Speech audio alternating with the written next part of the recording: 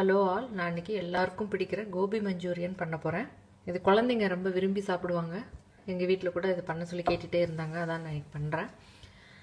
இதுக்கு ஒரு காலிஃப்ளவர் இந்த மாதிரி சின்ன சின்னதாக நான் கட் பண்ணி எடுத்து வச்சுருக்கேன்.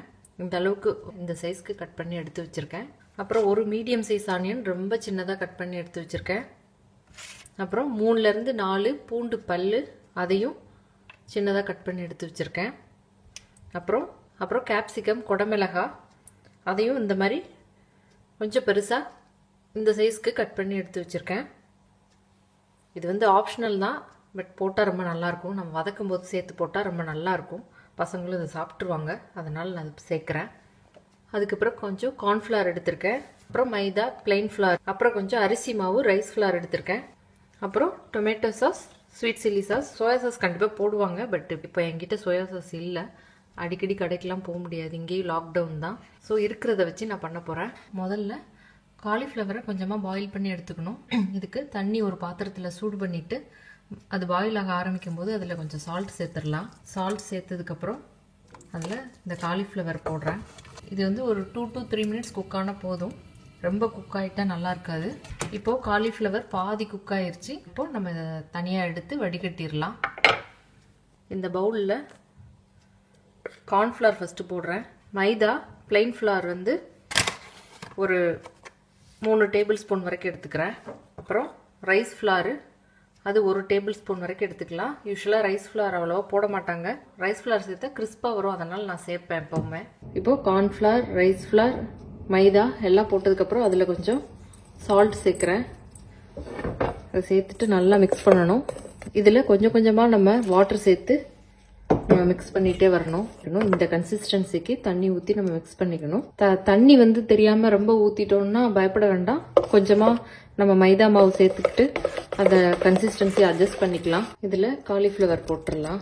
போட்டு இதை நல்லா மிக்ஸ் பண்ணணும். இப்போ அதை நல்லா மிக்ஸ் பண்ணியாச்சு. அதை நம்ம ஃப்ரை பண்ணி எடுக்கணும். இப்போ எண்ணெய் சூடானதுக்கப்புறம் இதில்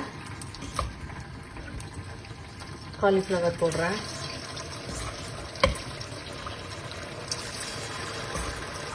இந்த மாதிரி தனித்தனியாக போட்டு தான் ஃப்ரை பண்ணணும், மொத்தமாக போட்டுறக்கூடாது. ஸ்டவ்வை மீடியம் ஃப்ளேமில் வச்சுட்டு இதை ஃப்ரை பண்ணணும். இதை நல்லா கிறிஸ்பாக வர்ற வரைக்கும் நம்ம ஃப்ரை பண்ணி எடுக்கணும். மீடியம் ஃப்ளேமில் ஒரு 4 மினிட்ஸ் ஆகிருக்கு எனக்கு இது ஃப்ரை ஆகிறது. இப்போது காலிஃப்ளவர் எல்லாம் நான் நல்லா ஃப்ரை பண்ணி எடுத்துட்டேன். நல்லா கிறிஸ்பாக வந்திருக்கு. இப்போ சாஸ் ரெடி பண்ணிடலாம். சாஸ் ரெடி பண்ணுறதுக்கு பேன் நல்லா சூடானதும் அதில் ஆயில் விட்டுக்கலாம். ஆயில் சூடானதும் அதில் கட் பண்ணி வச்சிருக்கிற கார்லிக் போடுறேன். இது ஹை ஃப்ளேமில் வச்சுட்டு தான் பண்ணணும். கார்லிக் கொஞ்சம் பொரிஞ்சதுக்கப்புறம் வெங்காயம் சேர்க்குறேன். இது கொஞ்சம் வதங்கணும். இதில் கொஞ்சம் உப்பு சேர்த்துடலாம். வெங்காயம் கொஞ்சம் வதங்கினதுக்கப்புறம் நம்ம கட் பண்ணி வச்சிருக்கிற கேப்சிகம் போட்டுடலாம். இது வதங்கிட்டு இருக்கும் போதேவும் இதில் ஒரு 1/2 டீஸ்பூன் ஒயிட் பெப்பர் போடுறேன்.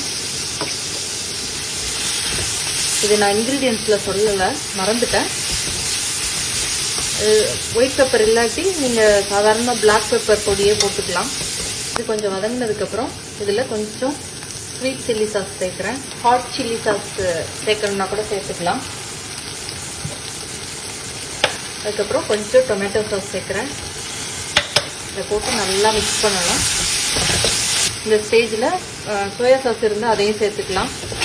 இப்போ அதில் கார்ன்ஃப்ளவர் கொஞ்சோண்டு தண்ணியில் கரைச்சி வச்சுருக்கேன், அதையும் சேர்த்துடலாம். அப்போ தான் நம்மளுக்கு அந்த சாஸ் கன்சிஸ்டன்சி வரும். நம்ம கார்ன்ஃப்ளவர் போட்டு வேணும்னா கொஞ்சம் தண்ணி கூட சேர்த்துக்கலாம். தண்ணி சேர்த்துட்டு ஒரு 1 மினிட் லோ ஃப்ளேமில் அதை மிக்ஸ் பண்ணி விடணும். இப்போ சாஸ் ரெடி ஆயிடுச்சு. இப்போ இதை நம்ம ஃப்ரை பண்ணி வச்சிருக்கிற காலிஃப்ளவரை போட்டு மிக்ஸ் பண்ணி விட்டுறணும். இப்போ இது ரெடி ஆயிடுச்சு. வீட்டில் ஸ்ப்ரிங் ஆனியன் இருந்தால் அதை கடைசியில் நம்ம கட் பண்ணி போட்டுக்கலாம். இப்போது ரொம்பவே டேஸ்டியான கோபி மஞ்சூரியன் ஈஸியாக ரெடி ஆயிடுச்சு.